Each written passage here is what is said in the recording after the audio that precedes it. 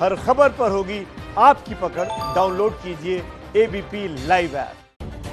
इस सियासी हलचल के बाद एक सवाल कि क्या 24 घंटे बाद चक्का जाम हो जाएगा देश में? किसान आंदोलन का आज है 16वां दिन। सरकार और किसानों के बीच बातचीत रुकी हुई है। दिल्ली के बॉर्डर किसान आंदोलन की वजह से सील है। अब किसानों ने ऐलान कर दिया है कि 24 घंटे बाद वो फिर से चक्का जाम करने की तैयारी में हैं। किसान जो चमकीली कोठरियों से है, इससे कानून बनाने वालों को बाहर आना पड़ेगा।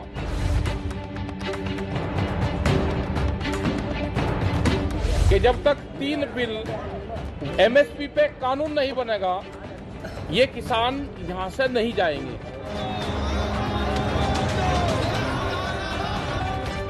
अभी अंत नहीं होगा।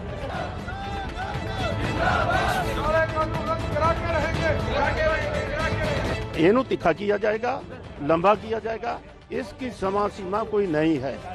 क्या 24 घंटे बाद होगा चक्का जाम? क्या कानून वापस नहीं हुआ तो रेलवे ट्रैक रोकेंगे किसान? जैसे जैसे किसान आंदोलन के दिन आगे बढ़ रहे हैं, वैसे वैसे मुश्किलें बढ़ती जा रही हैं। कल कृषि मंत्री नरेंद्र तोमर मीडिया से मुखातिब हुए और एक बार फिर किसानों से आंदोलन खत्म करने की गुजारिश की। किसान भाइयों और बहनों को आग्रह करना चाहता हूं कि आप सब ने चर्चा के दौरान जो प्रश्न उठाए थे, उन प्रश्नों का समाधान करने के लिए लिखित प्रस्ताव भारत सरकार ने आपके समक्ष भेजा है। आप उन प्रस्ताव पर विचार करें और आपकी तरफ से जब भी चर्चा की स्थिति के लिए कहा जाएगा, भारत सरकार एकदम चर्चा के लिए तैयार रहेगी।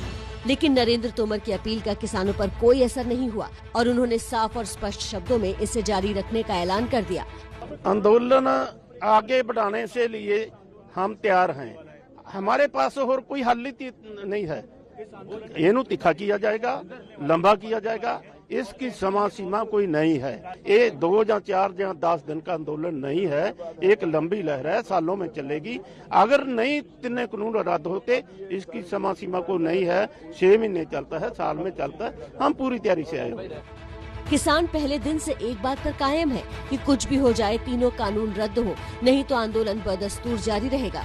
अब किसानों ने आंदोलन को बड़े स्तर पर ले जाने की ठान ली है। किसानों का भविष्य का प्लान समझ लीजिए। किसान अब 12 दिसंबर को देश भर के टोल नाकाओं को फ्री करने की तैयारी में है, जबकि 14 दिसंबर को देश भर में बीजेपी नेताओं के घेराव से लेकर जिला मुख्यालयों पर प्रदर्शन की योजना है। 12 तारीख को टोल है, टोल तो हमारे फ्री चल रहे, टोल तो 12 तारीख को करेंगे। 14 तारीख को हर जिला मुख्यालय पे 14 तारीख में मीटिंग होगी। जो लोग यहाँ नहीं आ सकते वो वहाँ पे ज्ञापन देंगे। यही नहीं, सरकार पर दबाव बढ़ाने के लिए किसान संगठनों ने 12 दिसंबर से दिल्ली की घेराबंदी बढ़ाने की चेतावनी भी दे दी है।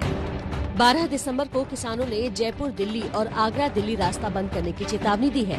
फिलहाल 26 नवंबर से चंडीगढ़ और रोहतक हाईवे पर हजारों की संख्या में हरियाणा और पंजाब के किसान डेरा डाले हुए हैं, जबकि पश्चिम यूपी के किसान मेरठ दिल्ली के रास्ते पर मोर्चा संभाले हैं।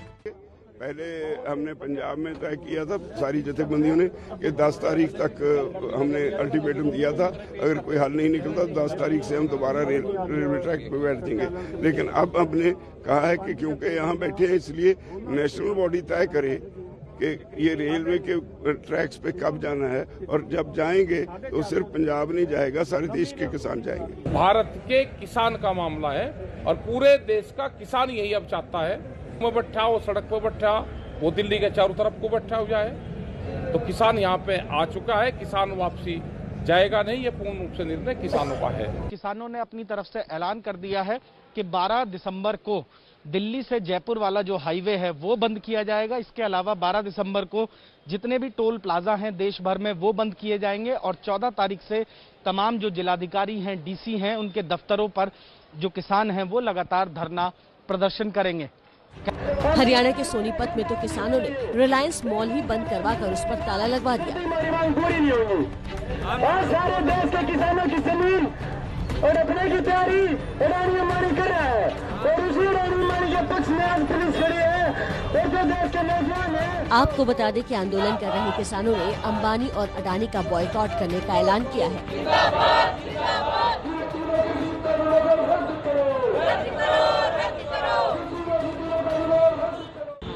जो किसान किसानों के विरोध में जो 3 अध्यादेश सरकार ने जो लागू किए हैं, उन कानूनों को वापस कराने के लिए यहाँ पे हम लोग धरना दे रहे हैं, क्योंकि देश को अडानी और अंबानी चला रहा है। इसीलिए हम जब तक ये तीनों काले कानून रद्द नहीं होते, सरकार इनको वापस नहीं लेती है, हम जियो के, अडानी के जितने भी पेट्रोल पंप है, जियो सिम है, या फिर उनके जितने भी रिलायंस या मॉल है, हम उनको बंद करेंगे।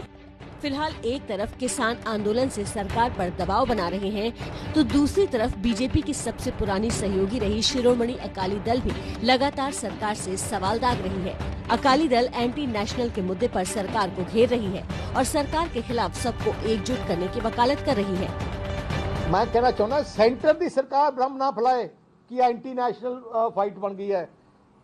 ये भ्रम ना फैलाए कि ये एक सेक्शन ऑफ सोसाइटी की है, या एक पॉलिटिकल पार्टी की लड़ाई है, या किसी धर्म की लड़ाई है। आप भ्रम सेंटर सरकार बढ़ाना चाहती है, वो किसी हालत नहीं होने देंगे। यही नहीं, किसान बिल के विरोध में केंद्र सरकार से समर्थन वापस लेने वाली शिरोमणि अकाली दल अब सरकार से आर पार के मूड में है।